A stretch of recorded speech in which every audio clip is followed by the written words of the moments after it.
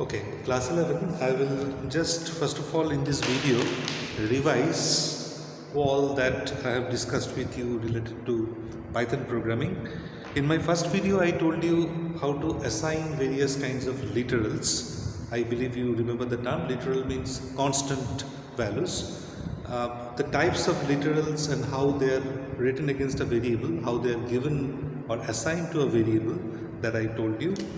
And accordingly, you have seen that when we write an integer number as a value, we call it integer variable, okay, or integer literals. And when we write something like a decimal number, okay, then what happens, it becomes a float literal. If you remember, it is called float literal.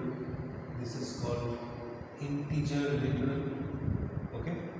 And when you write, say for example, a non-numeric value like HIRS, that's a non-numeric value. Non-numeric value, if you remember, that we put always within a pair of single quotation mark or a double quotation mark.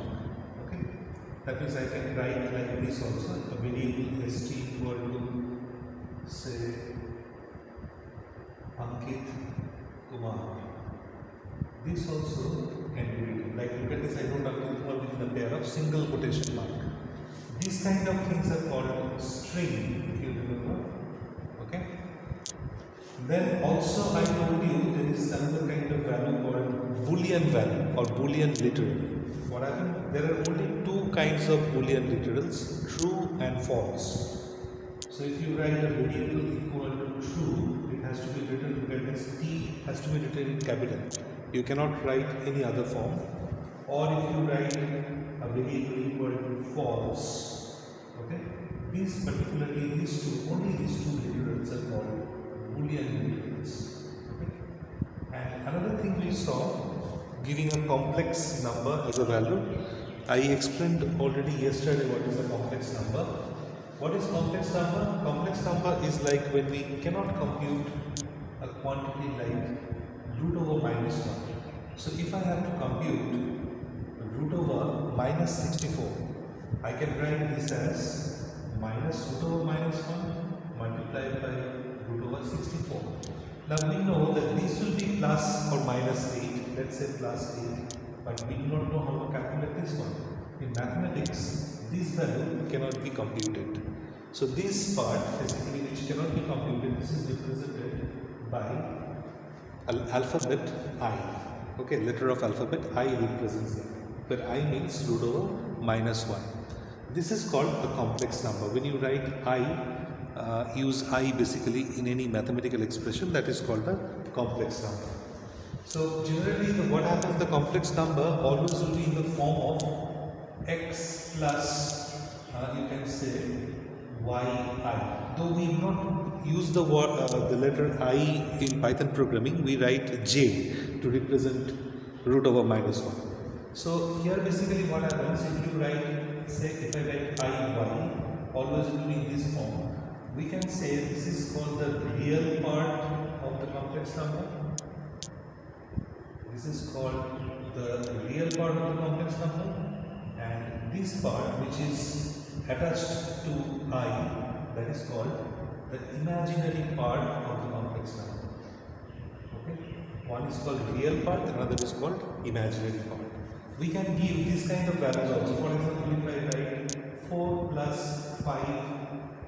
5j, I told you in Python what happens, we do not use the word I mean we do not use the letter of alphabet I, we use the letter j to represent root over minus 1. So if we write 4 plus 5j, that means 4 is my real part and plus 5 is basically my imaginary part. Similarly, if I write 13 minus say 19j, here my real part is plus 13 and my imaginary part is minus 19. Okay? So these kind of values can also be given to a variable, like we can write x equal to 4 plus 5j, right? We can write y equals to 3 plus 6j. And then if you take a variable, if you write x plus y, what will happen? In this computation, what happens? The real part and the real part of the two variable values will be added together. So if the real part and the real part are added, we will get 4 plus 3, 7. And if the imaginary part and the imaginary part gets added, then we will get 5 plus 6, 11. That means if we use print function or print command to print the value of j, what output I will get to see? Output means what will be displayed on the screen if we run the program. What will we get to see? We will get to see the result will be 7 plus 11j. That is what is going to happen. I discussed that in yesterday's video. Also, one more thing. If you remember, I told you there is a function called time. 1 second, let me repeat. If we use a word which is followed by opening of bracket and a closing of bracket, I told you always remember that. That is called a function. Okay? That is called a function. Fine. Whatever we write here, imagine if we write x, something x we wrote. Okay? So that something basically is the quantity on which the function is being applied. You apply the function on x, and as a result you get a result. For example, going ahead we will learn all this. There is a function in Python called sqrt.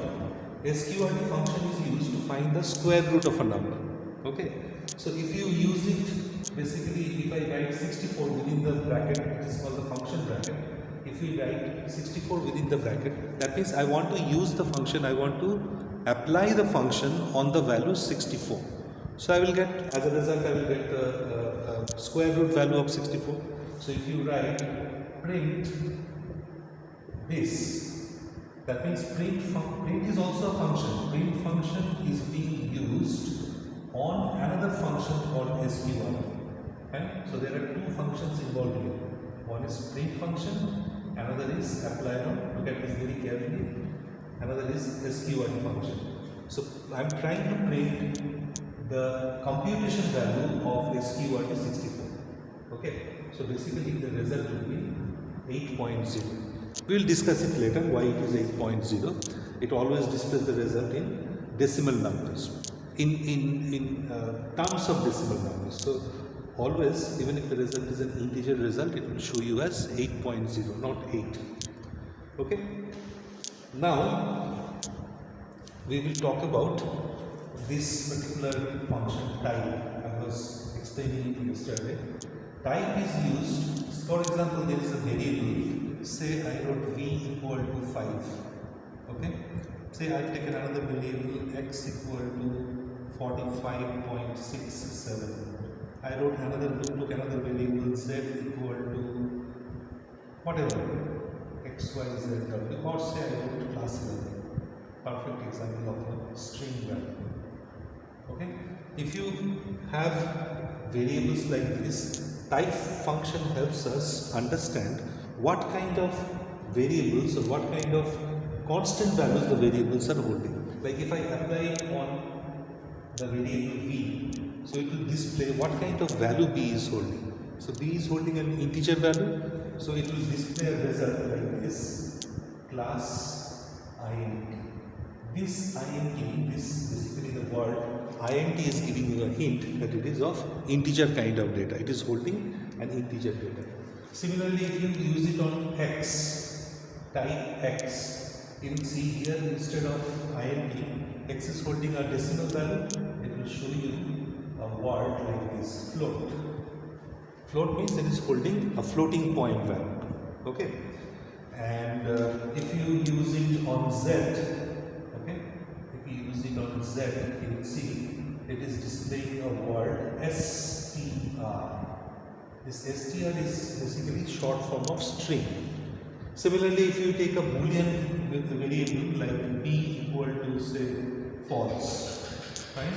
If you have this kind of variable holding a boolean value, then you will see it will display a result. If I apply it on b, I will get to see a result bool.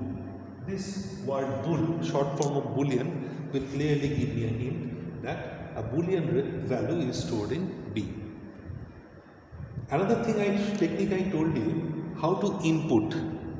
Try to understand this very, very carefully. Input means when you provide value to a variable when the program is running. Fine? When the program is running. So basically, what happens? You can use input like this. Input is a function. You can write whatever message you want. Enter your name. You have seen that yesterday. Okay? If you give a message like this, what happens when the program is being run? This message is flashed. Okay? And also another example I showed you. For example, if I want to input a number from the keyboard, I told you, if you remember, that whenever you use input, whenever you input something from the keyboard, it is always non-numeric in nature. Fine. So if you want to input a number, then the number has to be brought into the form of integer.